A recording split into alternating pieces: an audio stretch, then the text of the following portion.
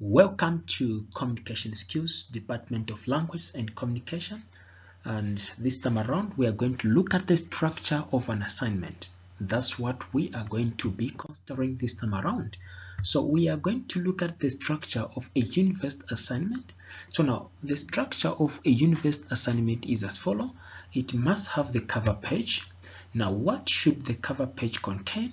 The cover page should contain the institutional name, the number 2, it must contain the course title and the course code. Number 3, it must have the student name and the registration number. Then it must have the lecturer's name. Then it must have the date of submission. Then it also must have the assignment title or the assignment question. Right, so now let's try to look into the details of how the structure of a university assignment is. So we have the introduction. Remember what we are talking about here. This is just the cover page, and with the cover page it must have the institution name, it must have the course title and the course code, then it must have the student name as well as the registration number if needed, then the lecturer's name, then the date of submission, then assignment title or assignment question. Now after cover page, what comes next? After cover page we come to introduction. Right, so now what does the introduction do? The introduction introduces the topic at hand. Then what else? It provides background information. Then what else? It states the aim and objectives of the assignment. Then what else? It ends with a thesis statement. Okay, that's the introduction. We make a progress. After the introduction, what comes next? We have the main body. So now the main body divides into logical paragraphs, or it is divided into logical paragraphs, meaning that the main body may have 2, 3, 4, 5 paragraphs depending on the number of pages that you've been taught to write by your particular lecturer.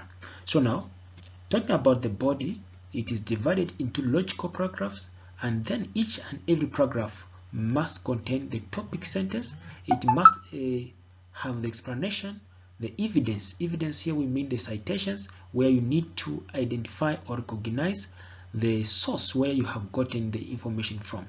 Then there must be also some kind of critical analysis that is in the main body. Then the last part of an assignment is conclusion. Now what does the conclusion do? The conclusion summarizes the key arguments, then it restates the thesis, then from there it makes final observations. Then the conclusion, it does not introduce new information.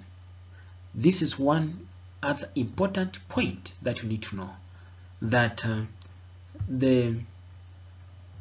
the conclusion, this one, it doesn't introduce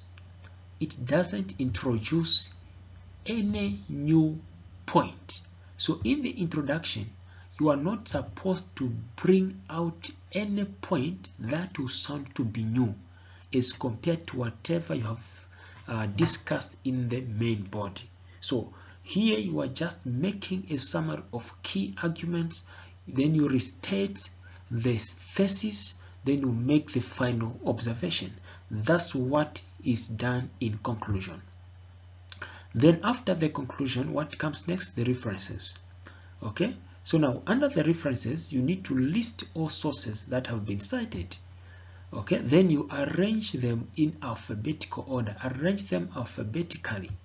Okay, then they must follow the required referencing style, which I'm going to explain in the next lecture.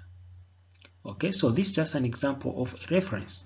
So you can see this is the reference where we have the name of the author, okay, social class in the Victorian novel, this is the name of the book, in David D, the Cambridge companion to the Victorian novel, 2nd edition, Cambridge University Press.